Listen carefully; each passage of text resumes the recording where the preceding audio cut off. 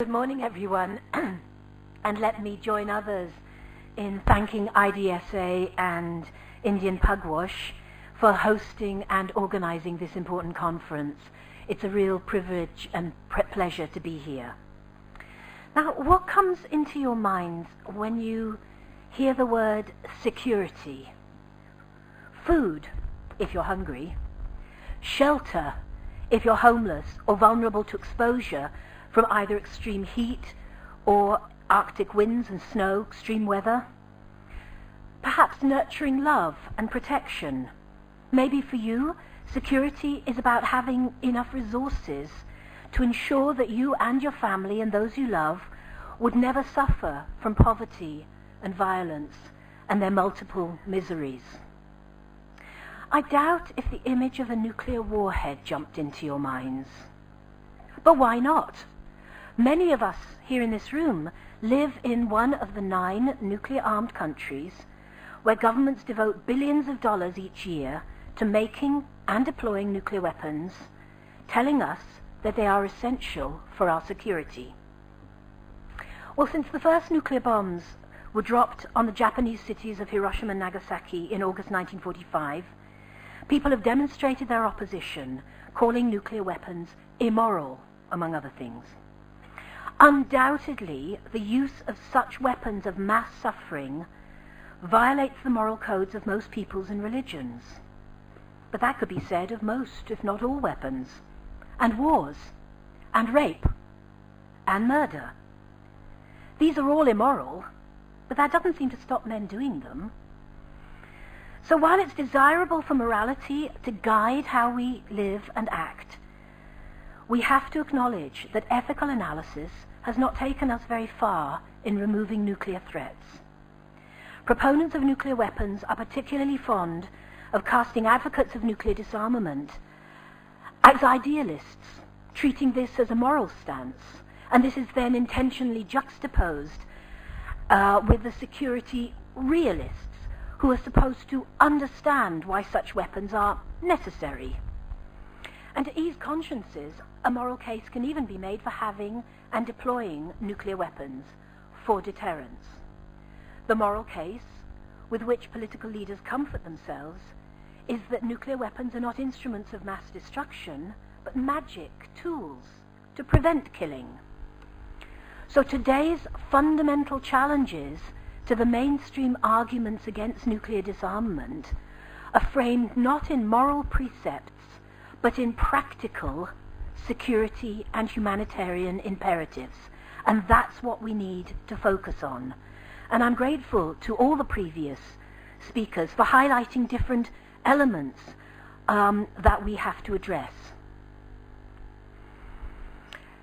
The question, does the deterrent deter? Does naming a cat, dog, give it the ability to bark? So we actually have to ask the question, do nuclear weapons deter? What do they do and how do they do it? And listening to theoreticians and true believers in nuclear deterrence, I'm kind of reminded of the theological debates that used to be incredibly important in medieval cultures in some Western countries about how many angels could dance on the head of a pin. Theories of nuclear deterrence really can be stripped down. They expect governments to make rational decisions, to spend a lot of national money to build and deploy weapons that are designed to incinerate cities full of people and cause massive, serious, uncontrollable, long-term health and environmental impacts. To make this seem convincing, they have to carry out, the governments, the militaries, have to carry out various operations, indeed rituals, and try to credibly demonstrate their intentions as well as capabilities to wreak unacceptable harm on anyone crossing a particular red line. They have to make the deterree, which may be a despotic leader, a militarized government, or a gang of terrorists, believe that they would carry out the deterrent threat to detonate such weapons of mass annihilation in certain circumstances. And those you seek to deter not only have to believe that you would do that and kill thousands of innocent civilians in the process, they actually have to care about that threat, the threatened consequences. Deterrence is not a property or an attribute of nuclear weapons, or indeed any weapon. Deterrence is rather a communicative relationship and security process between or amongst adversaries, competitors, and military and political decision makers, including terrorists. Get it wrong, and someone has to choose to carry out the threats they made, or else walk away. And it has to work not just once, but over and over. Now, the point I'm trying to make here is not about whether deterrence is a useful component of security and defense. It's been used throughout history and has often worked. The question is whether nuclear weapons are a useful component of deterrence. Tony Blair, and I'm very grateful to Shilkant Sharma and others for also acknowledging that nuclear weapons not only don't deter terrorists, something that India, the UK, many other countries know to our cost. They don't seem to deter or win wars either, judging from the number of wars fought and often lost by nuclear-armed countries in the past 65 years. Nuclear weapons are supposed to work by making military leaders fear that their major cities will be destroyed, that their major forces, their counter-value, their counter-force, you have all this into the theories of deterrence. But histories of war indicate these aren't decisive threats. And leaders seem to believe that they will survive in their bunkers and carry on. So saying they're necessary solely to deter nuclear threats also begs the question, what makes nuclear attack possible? The existence and deployment and all of the practices and transporting of nuclear weapons and the productions, all the things that make the existence and deployment of nuclear weapons possible. So if we are not going to be able to rely on nuclear weapons, if we are not going to be able to rely on nuclear weapons for deterrence and on deterrence for our morality, then we have to address the humanitarian consequences. Relying on nuclear weapons greatly increases the security and, of course, the humanitarian costs if deterrence communications go wrong, if there are miscalculations, misread cultural cues, or misunderstandings resulting from threats, operational deterrent exercises, ultimatums, or assertions of red lines that must not be crossed.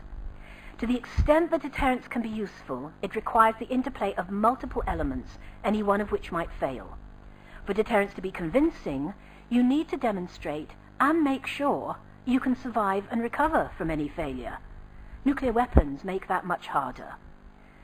By contrast with weapons-based notions of nuclear deterrence, effective deterrence needs to be tailored for different actors, requiring recognition that potential adversaries can be dissuaded, deterred, and convinced by a mix of messages that can be transmitted by diplomatic, political, and economic means, and that these are likely to be more sustainable than threats of overwhelming force through preemptive, military, and particularly nuclear action or retaliation.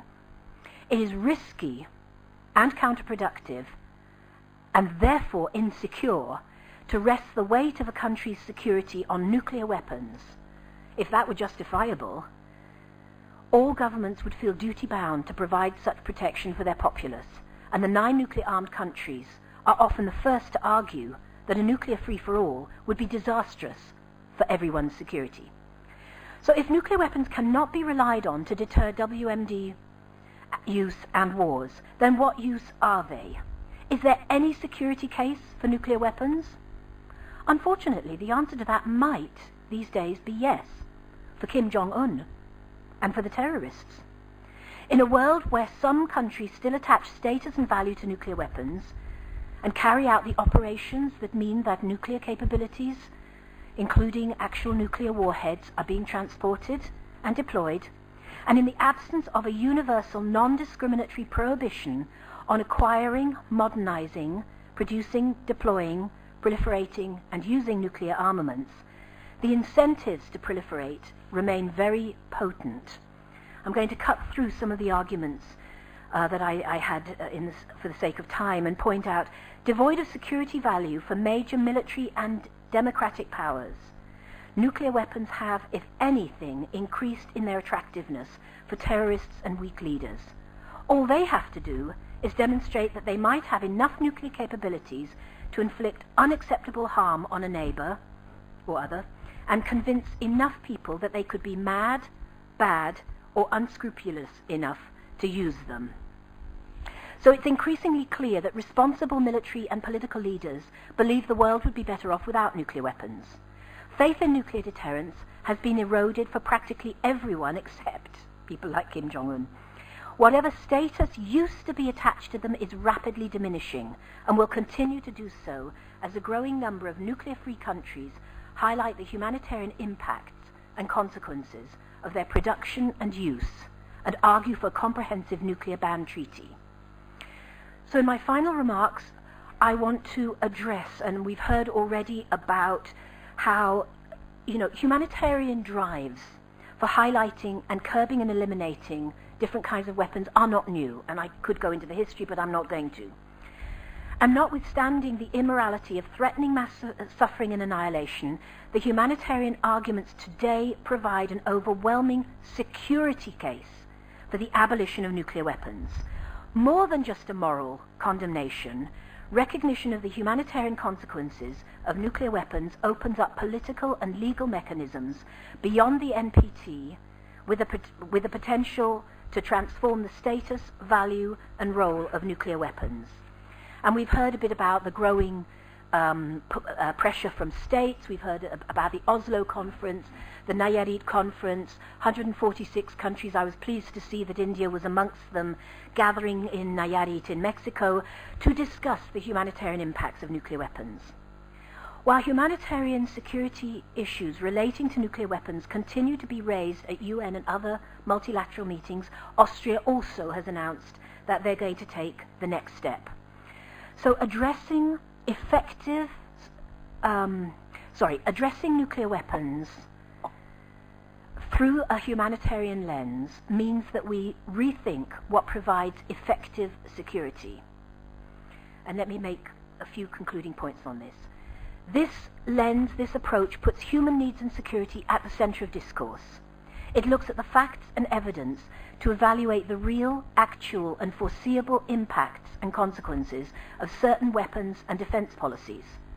It recognizes and values the needs and security interests of victims and also of people and countries that do not make, deploy, use, or threaten to use these most inhumane of weapons. It does recognize, but it does not prioritize or privilege the perceived military and industrial interests of producers and countries that make, deploy, and use the weapons. It does not get stuck in the NPT framework, where, as we've heard from others, 5 nuclear-armed states are privileged inside the treaty and 4 are left outside. Instead of making ritual appeals for disarmament and universality, the humanitarian approach treats all nuclear-armed governments as needing practical and political help and pressure to reframe their security needs and eliminate their arsenals separately or together. In contrast with non-proliferation approaches, which appear to treat the nuclear-free countries as having only second-tier, less important security interests where nuclear weapons and disarmament are concerned, the humanitarian approach shows all governments that their real security interests for their people, which is, after all, the primary duty of all governments, would best be served by accelerating the elimination of all nuclear weapons. And it provides some practical approaches to start to do that. The fact that nuclear weapons pose long-term transnational threats to everyone's security is shifting the burden of proof and empowering a range of important stakeholders to recognize that they have rights, responsibilities, and indeed high security interests and stakes in nuclear decision-making, whether or not they have the actual weapons, and to act accordingly.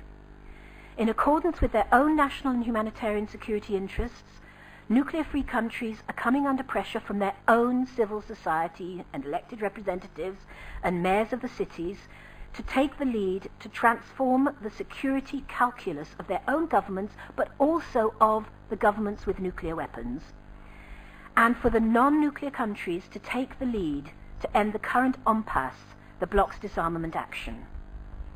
So my final point is that international and national civil society actors are increasingly coordinating pressure through the International Campaign to Abolish Nuclear Weapons, ICAN, a network of hundreds of NGOs in around 90 countries so far, and still growing.